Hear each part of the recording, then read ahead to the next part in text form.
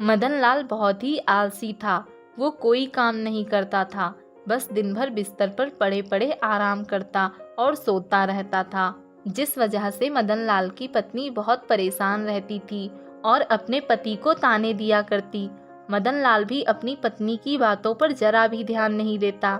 एक दिन मदन लाल की पत्नी गुस्से में मदन से कहती है, तुम कोई काम धंधा क्यों नहीं करते? कब तक अपने पिता की कमाई दौलत को यूं ही बिस्तर पे पड़े पड़े लुटाते रहोगे? जब यह दौलत खत्म हो जाएगी तब क्या करोगे?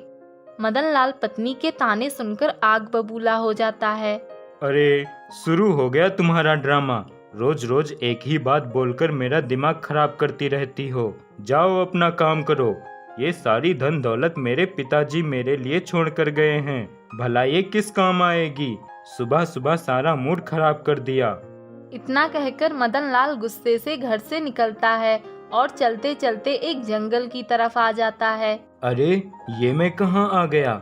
ये तो जंगल है। चलो अब आ ही गया हूँ तो थोड़ा सुकून से बैठ जाता हूँ। वैसे भी घर पर पत्नी की बड़बड़ सुनते सुनते पक गया हूँ। मदन एक पेड़ की छांव में बैठ जाता है। थोड़ी देर बाद वहाँ एक व्यक्ति आता है और वह एक पेड़ के पास जाकर एक मंत्र बोलता है। इस जंगल के पेड़ों में तुम ही हो एक राजा, खड़ा हूँ तेरी चौखट पे, खोल दे तू दरवाजा। देखते ही देखते पेड़ में एक दरवाजा खुलता है और वह व्यक्ति उसके अंदर चला जाता है और वह दरवाजा बंद हो जाता है। थोड़ी देर बाद वह व्यक्ति एक पोटली लेकर बाहर आता है। मदन लाल बैठा यह सब देख रहा था। हे भगवान, ये क्या बला है? ये मैं क्या देख रहा हूँ? एक आदमी पेड़ के अंदर गया और पोटली में कुछ लेकर वापस निकला। लगता है यह जरूर कोई जादुई पेड़ है। क्यों ना मैं भी इस पेड़ के अंदर जाऊं, शायद मुझे भी अंदर कुछ मिल जाए। मदन लाल उस पेड़ के पास जाता है और वही मंत्र बोलता है। इस जंगल के पेड़ों में तुम ही हो एक राजा, खड़ा हूँ तेरी चौखट पे, खोल दे तू दरवाजा। पेड़ का दरवाजा खुल जाता है।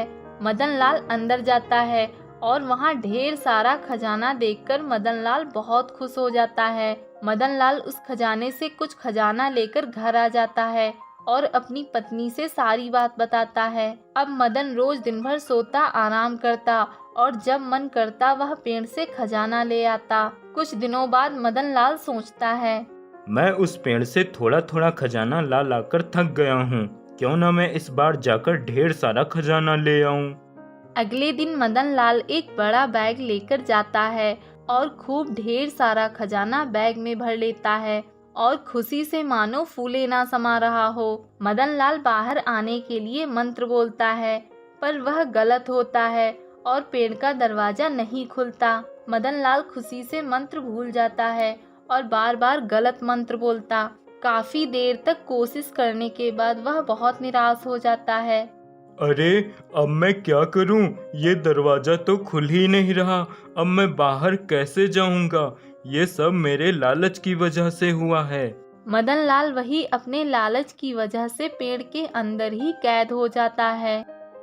एक गांव में मोहन नाम का एक गरीब लकड़हारा अपनी पत्नी कमला के साथ रहता था। जंगल में लकड़ियां काटकर वह अपने घर का गुजारा करता था। एक दिन मोहन कमला से कहता है, कमला, मैं लकड़ियां काटने जंगल जा रहा हूँ। रुकिए, मैं आपके लिए रोटी बांध देती हूँ। दोपहर में आपको भूख लगेगी तो खा लेना। कमला रसोई में रोटी बांधने जाती है। वहीं मोहन भी आ जाता है और देखता है रसोई में सिर्फ एक ही रोटी है। रसोई में सिर्फ एक ही रोटी है। अगर कमला वो रोटी मेरे लिए बांध देगी तो कमला भूखी रह जाएगी। अरे कमला, मैं तुम्हें एक बात तो बताना भूल ही गया। जंगल में मेरे साथ एक और लकड़हारा लकड़ियां काटने आता है और वह ज्यादा खाना ले आता है। दोस्ती का वास्ता देकर मुझे वह खाना खिलाने लगता है, इसलिए ये रोटी तुम खा लेना। अब मैं चलता हूँ। इतना कहकर मोहन लकड़ियां काटने जंगल चला जाता है।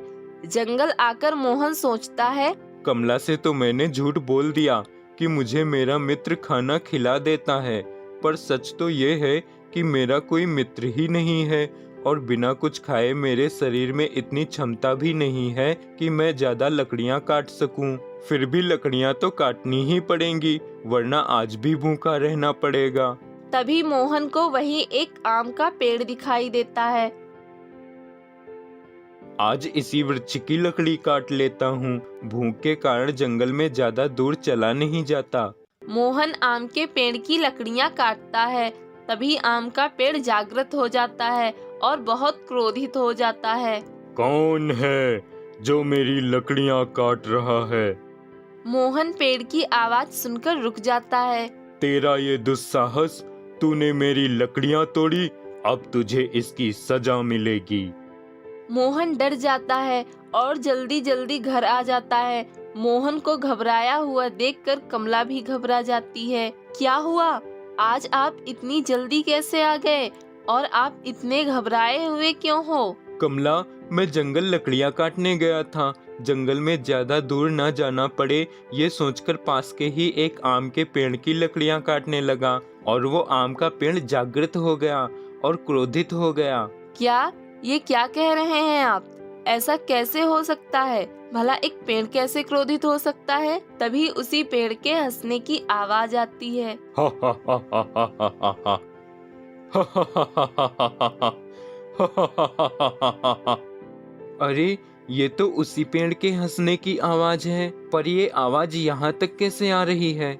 मोहन और कमला दोनों बाहर आते हैं और देखते हैं पेड़ उनके आंगन में ही खड़ा होता है। अरे, ये तो वही पेड़ है, पर ये यहाँ कैसे आ गया? हा हा हा हा हा हा हा हा हा हा हा हा हा। मैं एक जादुई पेड़ हूँ, मैं कुछ भी कर सकता हूँ। तुमने मेरी लकड़ियाँ तोड़ी, अब मैं यहीं तुम्हारे घर के आंगन में खड़ा रहूंगा और तुम्हें सजा दूंगा। पेड़ की बात सुनकर मोहन और कमला बहुत दुखी हो जाते हैं। हे भगवान, पहले ही हम गरीबी से क्या कम परेशान थे, जो ये मुसीबत भी हमारे जीवन में आ गई। पता नहीं भगवान क्या चाहता है, क्यों हमारी इतनी परीक्षा ले रहा है। क्रोधित आम का पेड़ मोहन और कमला को परेशान करने लगता है। पेड़ के दुर्व्यवहार से मोहन और कमला बहुत अधिक दुखी हो जाते हैं। ये लीजिए, कुछ खा लीजिए, आपको भूख लगी होगी। मोहन जैसे ही खाना खाने बैठता है, पेड़ उसके खाने को गायब कर देता है और जोर जोर से हंसता है।